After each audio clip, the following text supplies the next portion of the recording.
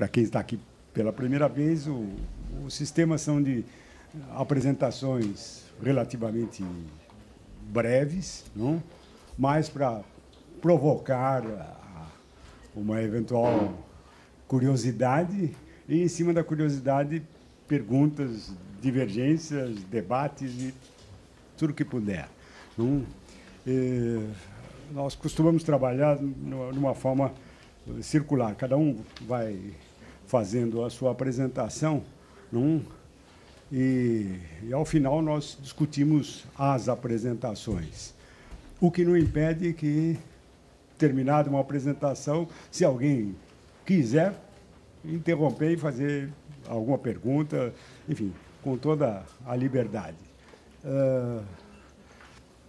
A ideia é nos sentirmos todos aqui reunidos um pouco em casa, literalmente. É um seminário, tem um tom acadêmico, mas não é uma academia. Bom,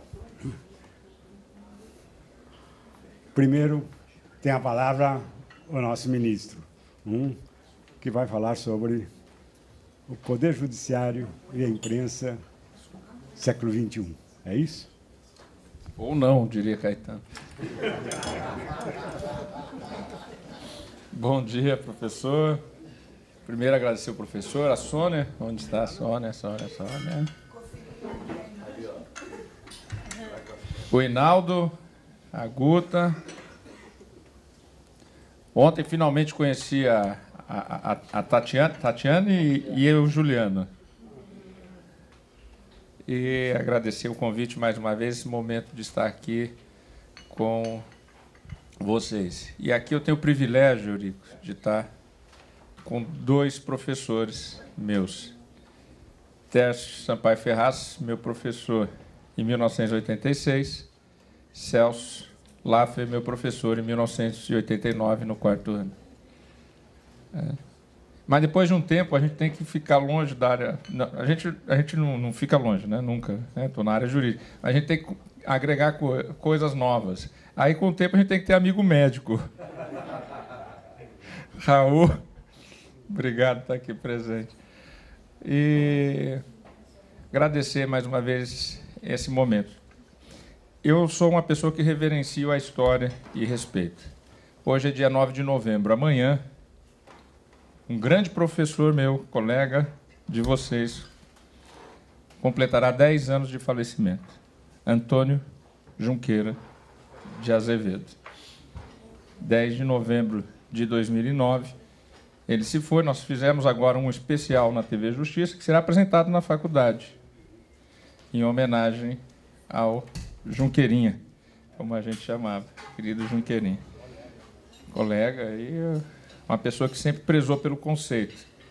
Uma pessoa que foi candidato a vice-governador de São Paulo, e o candidato a governador, do qual ele era vice, o Rossi, disse, na disputa do segundo turno, que ele chegou com o Covas, que ia governar com a Bíblia. E o Junqueira, que todos que conviveram com ele sabem da fé tremenda que ele tinha, ele termina o discurso de titular dele no Salão Nobre da Faculdade de Direito, que eu assisti, está publicado na Revista de Direito da Faculdade de Direito da USP, com a seguinte frase: cheguei a tudo o que eu poderia chegar. Agora só me resta pedir a misericórdia de Deus. Ou seja, uma pessoa com uma tremenda de uma fé, mas quando ele foi ao debate dos candidatos a vice, perguntaram a ele: professor Junqueira, doutor Junqueira, o seu candidato a governador disse que vai governar com a Bíblia. O que o senhor tem a dizer sobre isso? A Bíblia e a minha fé eu trago na minha vida particular. Qualquer governante tem que governar com a Constituição e com as leis. Antônio Junqueira de Azevedo.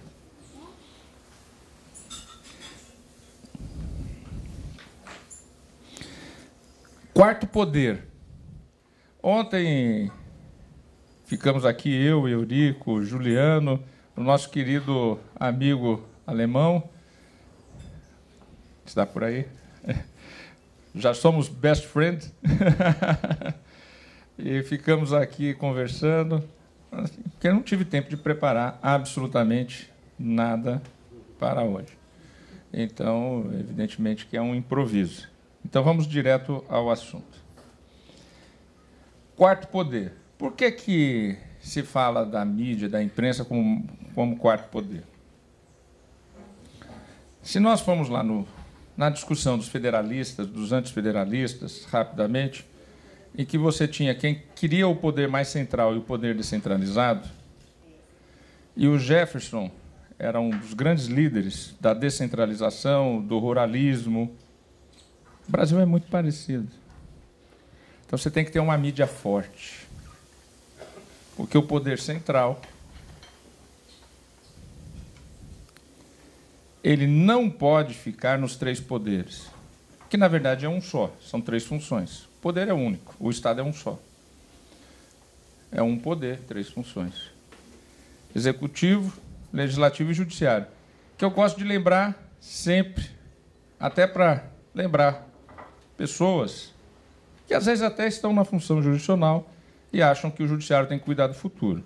Quem quer cuidar do futuro, como eu já disse, faça como Witzel, faça como Moro. Saia do judiciário e vá ou para a política, ou ser ministro. Se você quer cuidar do futuro, o judiciário não é o seu espaço. Já disse isso aqui anteriormente. O judiciário cuida do passado. O legislativo cuida do futuro, o executivo cuida do presente. São as funções clássicas divididas. Pois bem, mas lá atrás, o Jefferson dizia o seguinte: nós precisamos ter alguém que controla essas funções. E ele era contra o Jurisdictional Review, né, quando foi presidente da República, e foi contra a imprensa quando foi presidente da República. Mas, antes disso, ele era o grande defensor do controle do poder central. E ele foi um dos que mais auxiliaram essa formatação de um pacto. Qual foi o pacto não escrito feito na fundação dos Estados Unidos da América? Olha, dê ao parlamento a imunidade, mas dê à imprensa a liberdade. Esse foi um pacto fundacional. Isso fez parte da fundação dos Estados Unidos, da democracia contemporânea. Não existe democracia sem imprensa livre. Não existe democracia sem liberdade de expressão. E eu sempre relembro quase todas as minhas falas, e principalmente nos dias de hoje, frases do professor Celso, Hannah Arendt, Habermas: o poder que não é plural não é democrático. O poder que não é plural não é democrático. Então, a visão dele é o seguinte: para ser democracia, nós temos que ser plural. Para ser plural, nós temos três funções de poder. Mas é necessário que a sociedade tenha uma voz. A sociedade tem a voz via imprensa. Essa é a voz da sociedade. Para não falarmos hoje das novas plataformas, voltando um pouco atrás. Constituição de 1988. Constituição de 1988, pleiade de direitos que são colocados no texto constitucional, e como não ficar na teoria do La Salle de que aquilo não pode ser apenas uma folha de papel. Como fazer, como disse Conrad Hess, que aquilo seja efetivo. 100 anos depois, respondendo na comemoração do centenário da obra de La Salle, o ensaio de La Salle, 100 anos depois, ele responde dizendo da força normativa da Constituição. Nós recebemos tudo isso, e aí o que os constituintes resolvem fazer? É necessário que tenha alguém que tenha instrumentos para pedir a efetividade da Constituição. E daí vem o Ministério Público brasileiro, com uma autonomia, uma independência e competências que não há em Ministério Público em nenhum lugar do mundo. Em regra, o Ministério Público é para propor ação penal.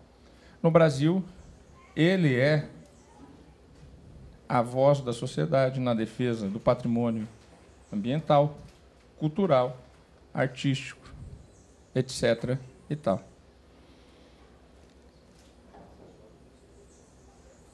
A partir daí, o que ocorre? E o que nós assistimos? O quarto poder, hoje, no Brasil, ao se falar em meios de comunicação, imprensa, mídia,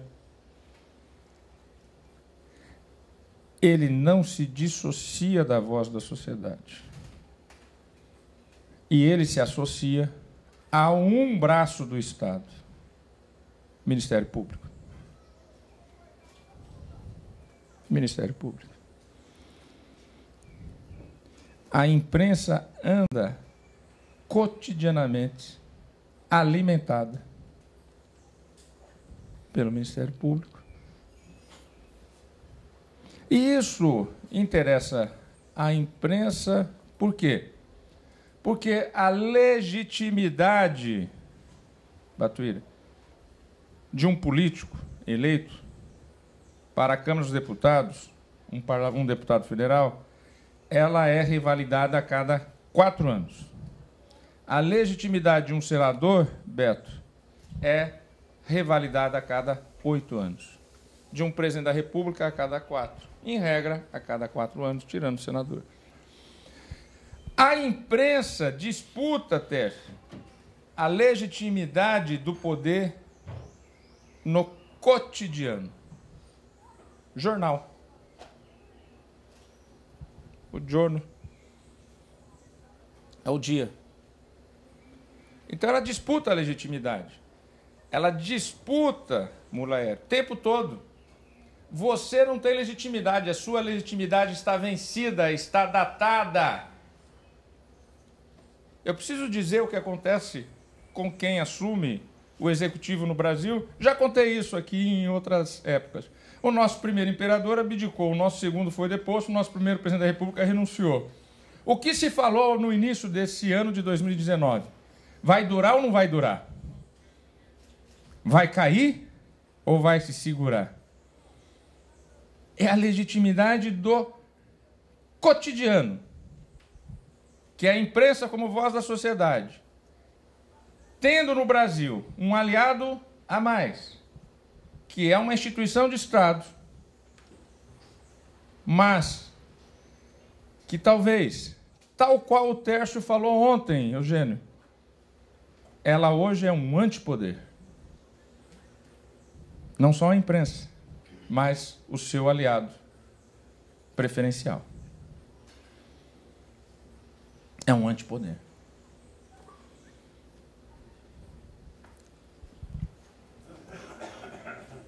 Na semana passada, eu fui falar num encontro organizado pelo jornal O Estado de São Paulo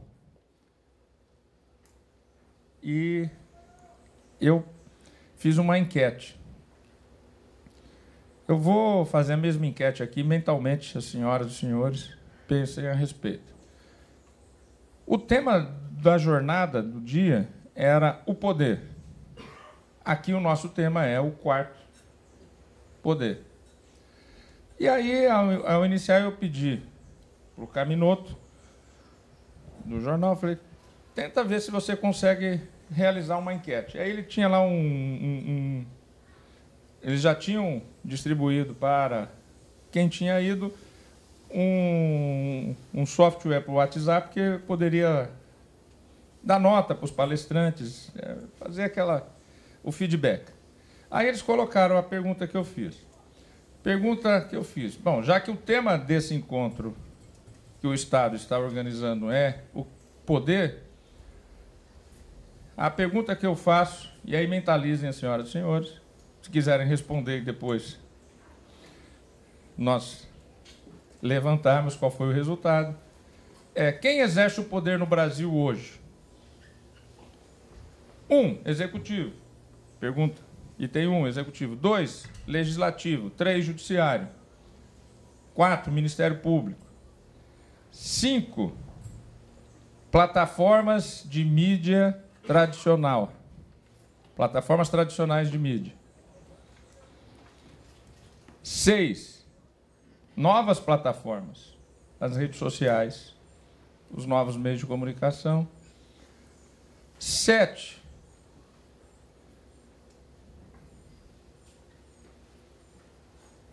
a sociedade civil e Ministério Público, alguma coisa assim. Em primeiro lugar, ganhou o parlamento, o que eu fiquei muito feliz. Quer dizer, é a percepção hoje. A pergunta era, hoje no Brasil, quem exerce o poder? Tinham 100 pessoas participando do almoço, 30 responderam. Num universo de 30% de respostas é um universo, para quem entende pesquisa, e ainda mais sendo um público homogêneo, bastante significativo. Público de jornalistas, de CEOs, de empresas, executivos. O parlamento teve 10 votos. Em segundo lugar, com 9 votos, o item que eu estava esquecendo, as corporações, que exatamente ficou em segundo lugar. Depois do parlamento, vem as corporações. Eu não vou retomar isso, mas eu já disse aqui que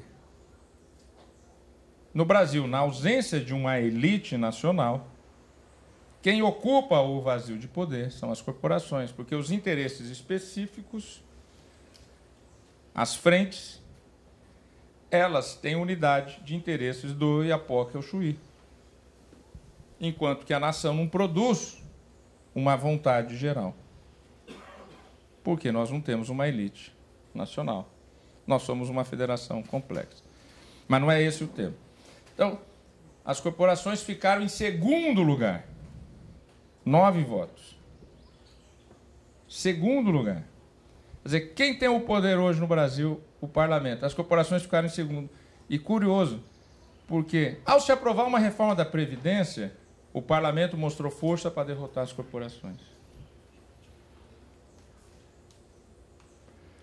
Reforma administrativa que hoje se apresenta vai enfrentar resistência principalmente de que segmento, de que setor? As corporações.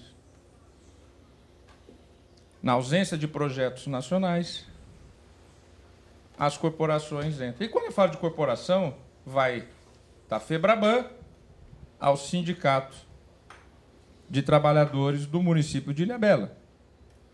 Por quê? O segmento bancos tem o mesmo interesse do Iapoca ao Chuí, o segmento servidor público, servidores públicos têm os mesmos interesses específicos no município, no Estado, no Distrito Federal, na União. E eles conseguem força. Os profissionais liberais, advogados, médicos, primeira bancada, segunda bancada. É por isso que no Parlamento brasileiro, na ausência de projetos nacionais formulados pelos partidos, pelas universidades, pela sociedade, os partidos políticos, eles têm menos interesse comum dentro de si, não vou citar partidos nesse momento, porque viraram apenas e tão somente veículos de alcançar o poder e distribuir fundo partidário e fundo eleitoral.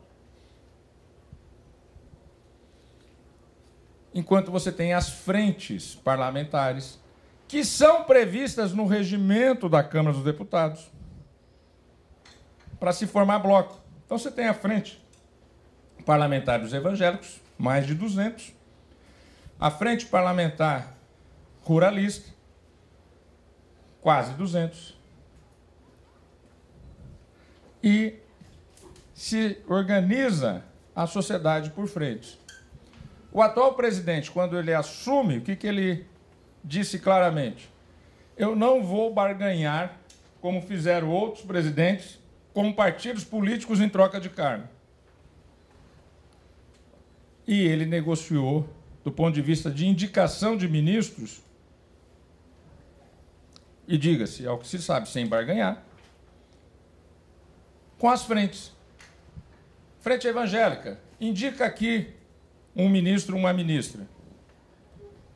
Frente agrária, indica aqui uma excelente ministra, Tereza Cristina. E aí ele foi. Frente da saúde, Kutait, indica aqui alguém para ser ministro. E aí ele foi e negociou nas frentes.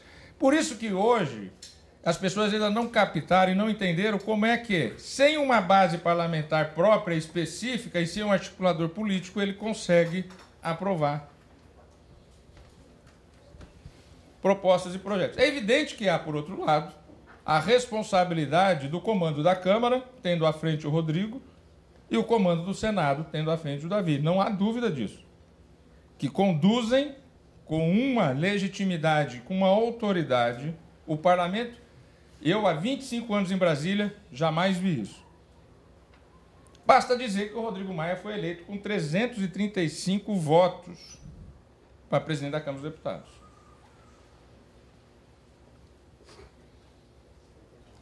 Basta dizer que a reforma da Previdência teve quase que a unanimidade dos votos na Câmara dos Deputados. Então, é evidente que há uma articulação. Mas essa articulação também passa com uma visão de quem entendeu que o país se organiza dessa forma. Então, como diz o Nelson Jobim, fazendo referências a professores que ele teve, Sua Excelência, o fato. O fato está aí. É assim que o Brasil é. Não vou brigar com o fato. Ele se organiza por segmentos, por setores, e nós temos que ter uma proposta de acordo com os setores. Outros presidentes no passado viram Sua Excelência, o fato é a barganha. Então eu vou barganhar, senão eu não governo. São elementos. Eu não estou fazendo juízo de valor sobre a personalidade, não estou fazendo juízo de valor sobre as políticas públicas. Eu estou apenas e tão somente dizendo qual foi o juízo de valor que fizeram diante da Sua Excelência o fato. Nós não temos uma elite nacional, nós não temos um projeto nacional, tem que se governar o país. Eu vou governar o país de que forma? E aí, cada qual que chega lá faz a sua perspectiva. Mas vamos voltar ao tema. Eu já devo ter falado mais do que deveria. Vamos voltar ao tema. Quarto poder, a imprensa. Então, a imprensa disputa a legitimidade no dia a dia. No dia a dia. Para não falar de hoje, vamos falar do antecessor, Michel Temer, em que chega numa dada redação uma informação de que ele teria tido uma conversa escusa com uma dada pessoa às 10 horas da noite no Palácio do Jaburu, sem estar na agenda, e ali naquela conversa escusa determinadas frases.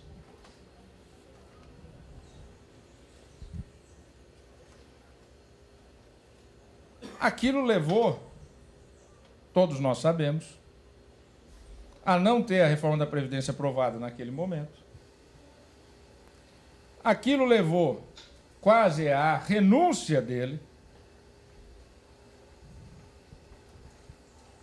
que depois o TSE, por 4-3, quase cassou a chapa.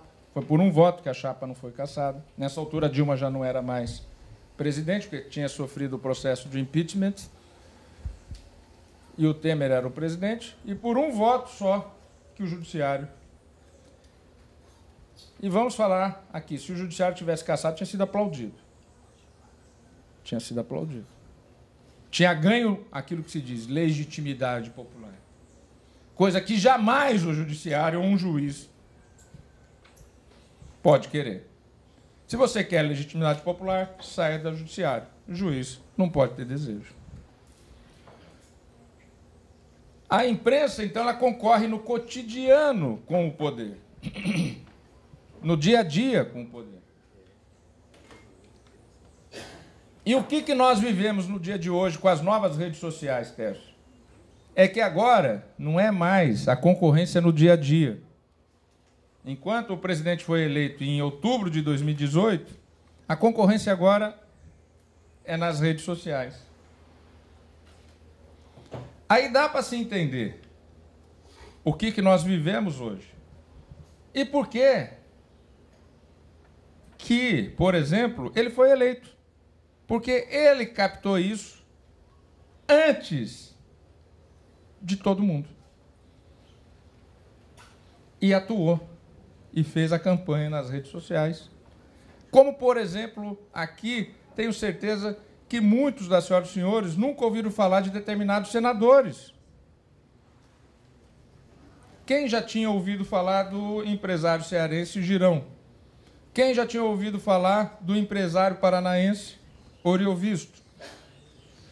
Foram eleitos senadores, embora sejam empresários bem-sucedidos e com fortuna, eles não foram eleitos pela campanha que eles fizeram do ponto de vista de gastos. Foi tudo em rede social.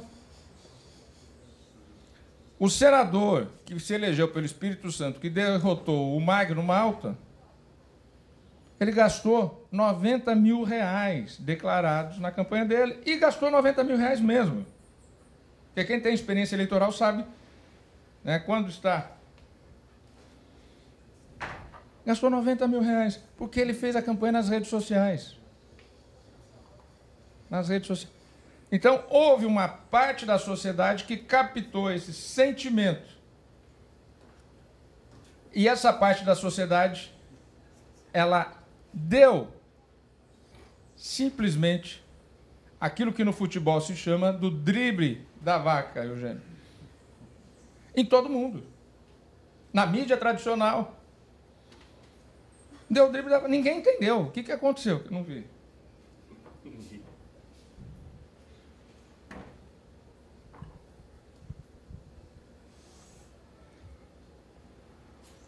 Dois terços do Senado sendo renovado, só 6 senadores se reelegeram.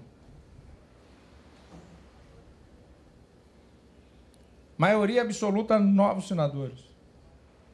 Poucos deles com experiência parlamentar anterior.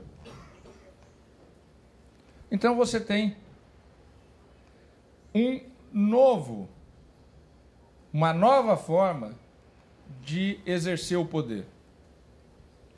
E aí, o Tércio falou que o alfabeto levou à mudança das relações. Salvo engano, deixa eu achar aqui nas minhas anotações. Alfabeto, cadê?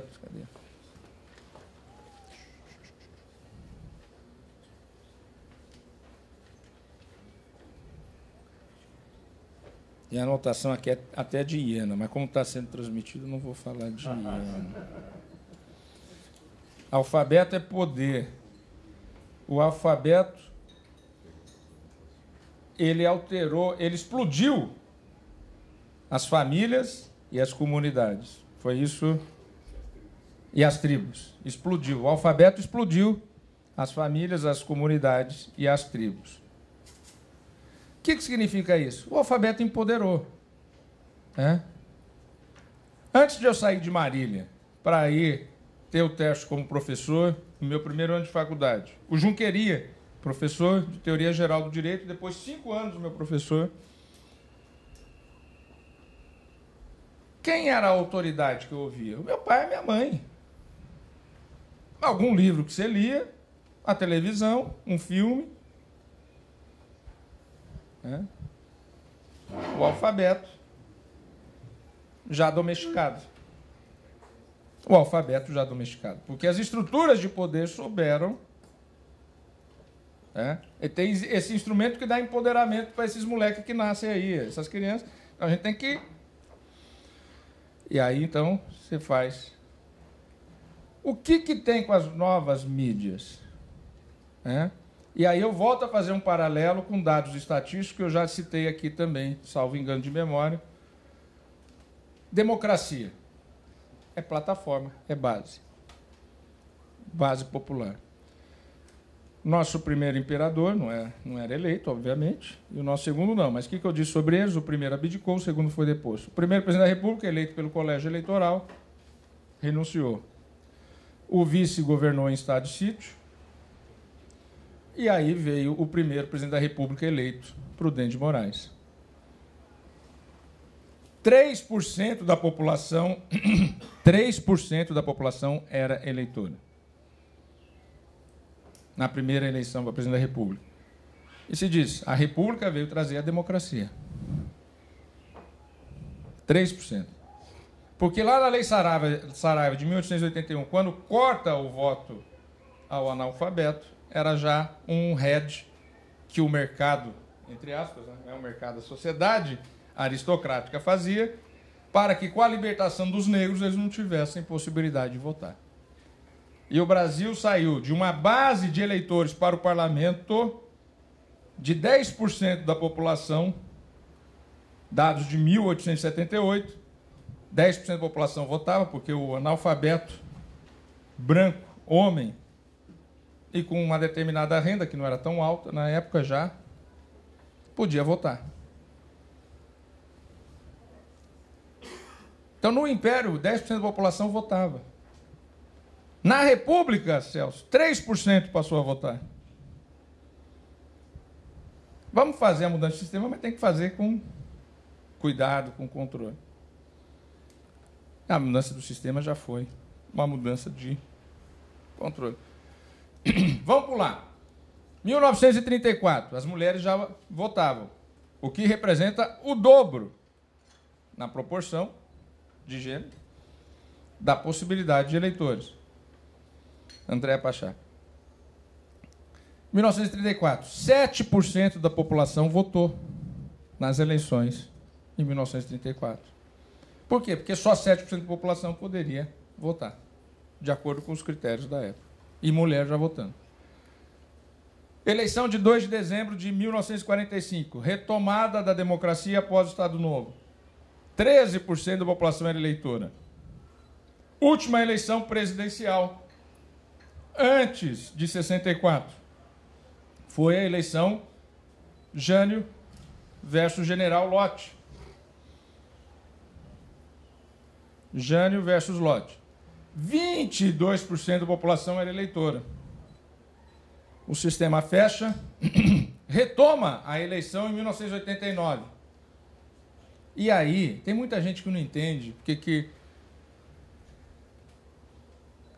eu sempre faço reverências ao presidente Sarney.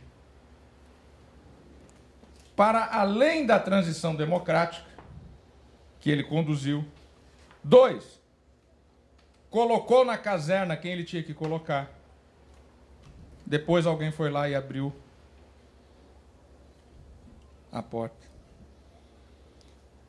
3, mas antes de tudo, ele bancou a emenda constitucional número 25 ou 26, que possibilitou o voto do analfabeto. Isso foi aprovado em 1985. Ao aprovar o voto do analfabeto, e você falou de alfabeto, ao aprovar o voto do analfabeto, em 1989, na eleição em que disputaram todos os segmentos da sociedade, e foi eleito Fernando Collor Arnon de Mello, que registre-se, foi para o segundo turno com 17% dos votos em primeiro lugar. Tamanha era a diluição da sociedade na retomada da democracia. Em 1989, 70% da população era eleitora. Tem alguma diferença com os 3% que elegeram Prudente, dos 20% que votaram na eleição de Jânio versus Lott? Total diferença. Total diferença. É um empoderamento da massa da população que forma uma nação. O poder representativo sempre teve, e por ser representativo, a representação das pessoas eleitas, seja no executivo, seja no legislativo, e mesmo aqueles que são do judiciário, que não são eleitos, mas que são, nas suas formações, até os tribunais locais de carreira, ou nos tribunais superiores de carreira, com o crivo político, por conta da responsabilidade que assumem perante a nação. A sociedade que tinha, então, no poder representativo e que tinha e tem ainda, mas tinha muito mais antes, a representatividade da sua voz nas plataformas de comunicação tradicionais, no jornal impresso, nas revistas, no rádio, que ainda é muito forte, porque é barato, funciona, todo mundo tem acesso, é o mais democrático sistema que tem. Na televisão. Então, esse quarto poder, ele também está na mesma situação dos outros três poderes, que é na sua crise de representatividade, na sua crise de legitimidade. Porque aquilo que a imprensa tradicional disputava com o poder político, que é legitimado a cada 4 anos, e a imprensa tradicional disputava no dia a dia, com o jornal do dia, com a revista da semana, hoje, qualquer um desses 70% de eleitores, ele disputa com o executivo, com o legislativo, com o judiciário e disputa com a mídia tradicional. E a mídia tradicional o que faz? Nessa velocidade da informação, ela está virando Twitter, ela está produzindo matérias sem qualidade. E mais do que isso, nessa velocidade da representação, ela não checa a informação. E volto ao porquê que eu citei Michel Temer. E aquela conversa no Jaburu às 10 da noite. Porque acabou, há um mês atrás, do juiz que julgou o caso, fazer uma perícia na gravação, e a perícia chegou à conclusão que houve adulteração. E aquilo foi divulgado por um meio de comunicação reconhecidamente da maior responsabilidade. Mas na ânsia da disputa do tempo,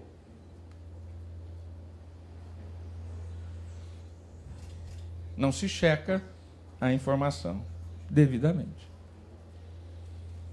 Por quê? É a disputa da legitimidade do poder. Nisso tudo, o judiciário acaba tendo uma vantagem. Por quê?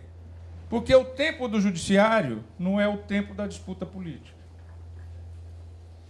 O judiciário não se legitima no Jornal do Dia, no Twitter do AI-5, nem para se fazer o contraponto, para dizer, olha, é importante, até que é bom falar de AI-5, é bom lembrar que existe o judiciário. O judiciário não se legitima nisso. O judiciário não precisa entrar nesse jogo de disputa de legitimidade. O judiciário tem o tempo a seu favor. E tem, do ponto de vista de comunicação, e aqui eu vou encerrar, um grande marketing. Porque de todos os poderes, é aquele que tem o marketing do próprio nome, justiça.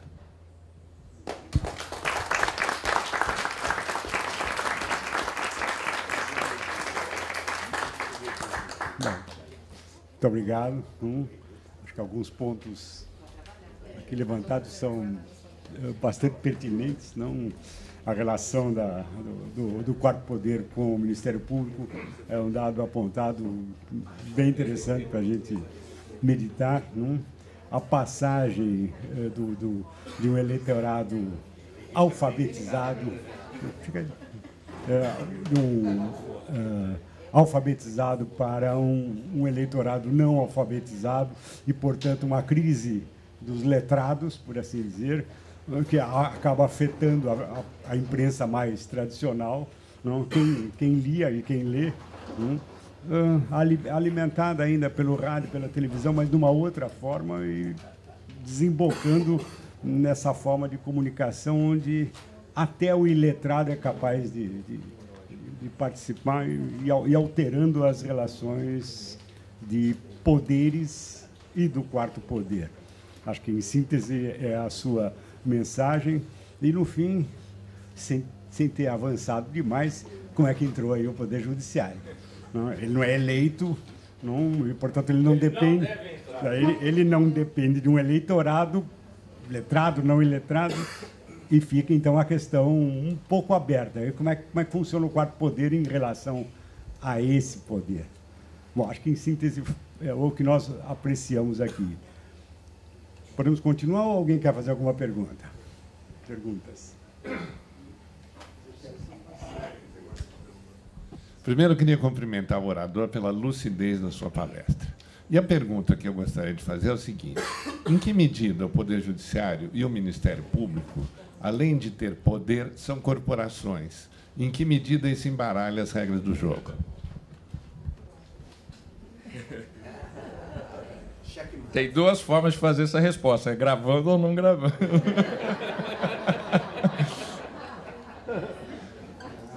Como está gravando? In the records. Não é eleito. Nós não somos eleitos.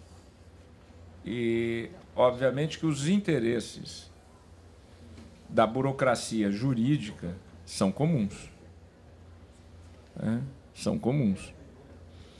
E esses interesses não são só interesses corporativos, são interesses também para um Estado, a formação do jurista. Por que a Constituição de 88 exigiu que o delegado fosse bacharel em Direito? Porque, no mínimo, ele tinha aprendido os direitos e garantias individuais do cidadão. Acabou com os delegados chamados calças curtas, que eram pessoas que eram nomeadas ad hoc, sem formação jurídica. Na pior das hipóteses, uma faculdade de Direito, pelo menos, deu um sentimento. Tipo assim, ele teve algum batismo, ele já não é mais pagão. Aí, obviamente que essas corporações das funções essenciais da justiça, que elas não têm a representação do eleito, mas ela tem a força que eu não tenho. Qual, Mulaé? Vou te dizer. Hoje, quem tem aqui tem um filho de 23 anos, que vai se formar esse ano. Até junho do ano que vem, se ele prestar um concurso, ele com 23 anos e 6 meses de idade, ele pode virar juiz no estado de São Paulo. Não se socializou, não tem ideia do que é o país. Vamos falar sério, não tem. A gente ainda está tentando descobrir o que é o país. Imagina um menino com 23 anos e meio. E ele passa a ter uma caneta que uma lei que levou 5 anos de negociação no Congresso, entre 513 deputados, 81 senadores, um presidente da República com 57 milhões de votos que sanciona essa lei, esse menino, ele pode dizer que aquilo não vale absolutamente nada. Isso é poder ou não é? E isso é um instrumento de negociação na arena nacional ou não é? Quando são 18 mil canetas assim.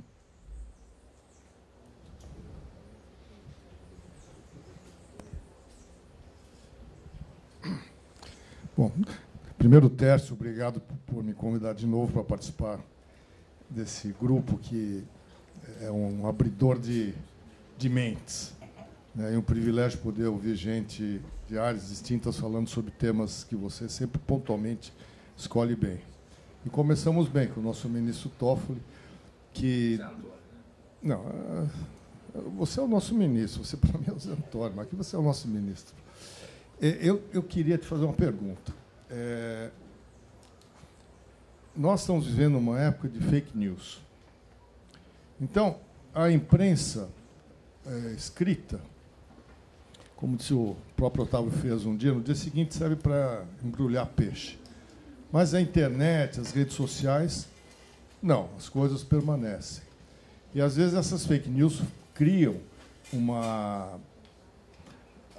marcas indeléveis em cima de pessoas, instituições, e às vezes essas coisas são repicadas sem nenhum critério.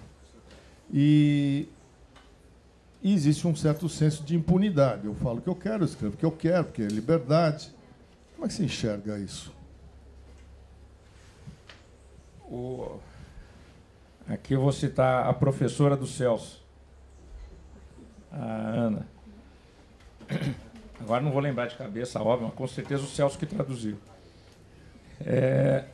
A Ana Arendt falou o seguinte: se todo mundo mentir para você, não significa que você vai acreditar na mentira. Significa que você não vai acreditar em mais nada. É isso que nós estamos vivendo. A maneira de fazer disrupção das instituições é você produzir fake news, que eu li num artigo há muito tempo atrás do Eugênio, eu nunca falei isso com ele, e eu até já usei em voto, que o Eugênio falava o seguinte: não pode falar fake news, é notícia fraudulenta. Por quê? No nosso vernáculo, a fraude significa o dolo. E ontem discutimos aqui se o fake em inglês tinha esse conceito e chegamos à conclusão, Celso, realmente o fake tem esse conceito de fraude. Não é o falso. Porque um jornalista pode, de boa fé, fazer uma notícia falsa. Ele não quis. Evidentemente que o órgão de televisão, quando quase derrubou um presidente da República, ele não quis fazer uma notícia falsa. Ele não agiu de má fé. Ele não quis fazer uma notícia fraudulenta, mas divulgou uma notícia que agora uma perícia descobriu 3 anos depois que aquela gravação teve fraude. Mas isso o jornalista não sabia. Agora, o que nós vivemos é a notícia fraudulenta ou a desinformação, que hoje é o termo que virou mundialmente conhecido, a desinformação. Mas a desinformação também é anódico. É como a história do problema climático. Nós vivemos um problema climático ou nós vivemos um aquecimento global? O linguajar mundial, que na disputa entre aquecimento global e problema climático, prevaleceu para todo mundo. Ninguém mais fala em aquecimento global, fala em a questão climática. É anódino. É anódino. Não tem um juízo de valor embutido na mensagem. E, obviamente, que isso não é algo que acontece à toa. Não é algo que acontece de graça. É uma disputa de comunicação que tem gente por trás pagando, que tem gente por trás financiando, que tem gente por trás bancando altas pessoas, do ponto de vista da autoridade moral, para emitir esses juízos. E muitas vezes essas altas pessoas nem têm noção de que elas estão sendo usadas. Então, as fake news que ocorrem hoje, elas têm um objetivo, sim. Não é desinformar. Não é fazer notícias falsas. É fazer com que ninguém acredite em mais nada, porque alguém vai substituir esse nada. Bom, acho que as mensagens começaram já a ser dadas e vamos começar a circulá-las na palavra dos outros. Apenas lembrando um dado talvez interessante, isso eu ouvi uma vez quando estive nos Estados Unidos e fui fazer uma visita à Suprema Corte, não? E alguém me dizia, não? Pois é, quando nós pensamos na divisão dos poderes aqui, afinal, os Estados Unidos era uma herança da coroa britânica, tinha essa relação. Lá você tinha um poder republicano, monárquico, permanente, né? E nós criamos aqui a ideia republicana da constante mudança, enfim, eleições e tudo mais. Mas os nossos pais aqui foram sábios em dizer, mas o poder precisa de alguma estabilidade, alguém tem que ter algo de dinastia. E aí veio o Poder Judiciário, que não se renova a cada 4 anos ou assim por diante, mas fica. Talvez tenha alguma coisa de interessante aí para a gente entender esse poder que, por assim dizer, não é eleito, não se renova nesse sentido, mas que, em tese, deveria dar estabilidade. Há uma forma de governo em que tudo muda.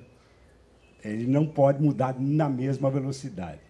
Acho que esse é um dado para a gente refletir, porque, na sua palavra, quando isso vai bater nesse quarto poder que vive do cotidiano e de um espicaçamento constante, essa estabilidade, quando chega no Poder Judiciário, começa a sofrer um pouquinho. Um pouco disso a gente sente hoje no Brasil. Acho que é um dado para a gente refletir a partir da sua palavra. Não pode. Isso que o Tércio fala, falar cedinho é difícil, para quem tem refluxo.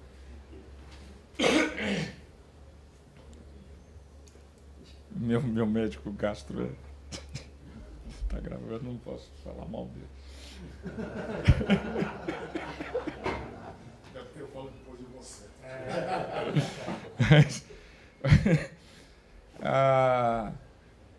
Quando o mundo sai da Idade Média, vai para a Era Moderna, que começa o Iluminismo e o racionalismo, é que surge a ideia de Constituição contemporânea que nós temos hoje. O que é a Constituição? É a substituição da Bíblia.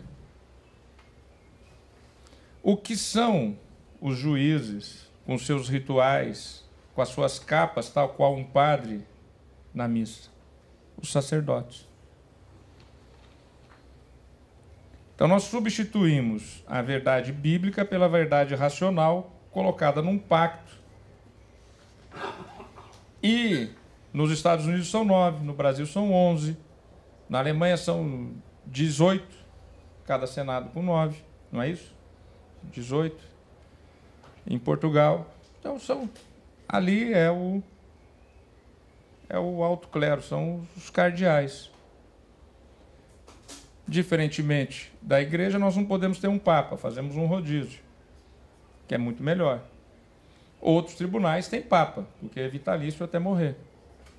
John Roberts, nos Estados Unidos, vai ficar até morrer como Chief Justice, o presidente da Corte Constitucional americana. Então, vejam, o que é isso? É o ritual da liturgia da religião.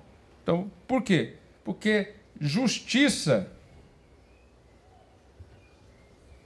tem tudo a ver com a ideia de Deus. Não na ideia de Deus da onipotência, embora alguns se acham onipotentes, mas na ideia de se distribuir e ter a possibilidade de distribuir a cada um o que é seu. Fazer a distribuição da justiça. Então, o racionalismo é que deu permissão para criar a cultura da Constituição e transformou os sacerdotes e substituiu os sacerdotes em juízes. E os juízes, hoje, passam a se achar onipotentes. Celso. Falam em nome de Deus. Tá. Eu acho que o Celso pode completar bem isso aqui e fazer as suas observações. Você quer... Das deusas? Senta aqui para Fica mais fácil. Deixa eu. Fica aqui, eu vou ali. Não, eu sei. Fica aí. Não, eu fico falando.